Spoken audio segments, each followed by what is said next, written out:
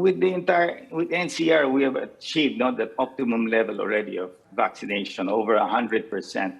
What is lagging behind, of course, are the provincial areas, the Visayas and Mindanao areas, which the rollout has started to happen. We have the 120 million doses of vaccines in the country today. So the demand must be greater now than the supply, and that's the role that Secretary Vince and Galvez are doing with USEC Mirna Kabutahe, trying to push it as hard, and that's why they have rolled out vaccines to the pharmacies, which is being done in the States. We're now going to do that in the Philippines, and those are great initiatives.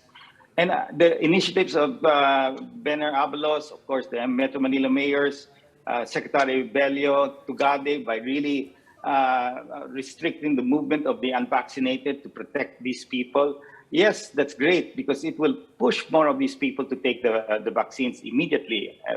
And hopefully this all works so that the demand for the vaccines will go up, vaccine hesitancy will go down, and this supply of vaccines will be consumed, or else they will expire. They will not last for 1 year. They have expiry dates. So there has to be a sense of urgency of our people to take these vaccines.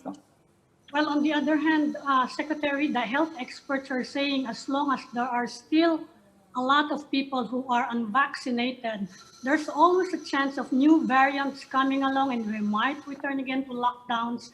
Now, today, I think, or this week, Austria became the first Western European country to impose a vaccination mandate.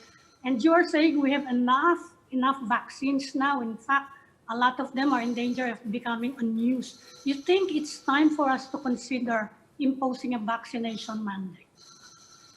Well, what we're doing right now, especially with on-site workers who are not vaccinated, will have to take a mandatory PCR test every 2 weeks or antigen. That's going to cost them 60,000 pesos. The no vax, no ride is also going to, make it more difficult. But the whole idea is to protect the unvaccinated from getting sick, because they have no protection right now. And if they get sick, they flood the hospitals, and then that's where you have problems with real big lockdowns. So that's what they're trying to protect. So yes, but in the end, while the campaign is on, the private sector is mounting strong campaigns. I mean, we're doing whatever we can, and Secretary Galvez and his team are doing whatever we all can. No?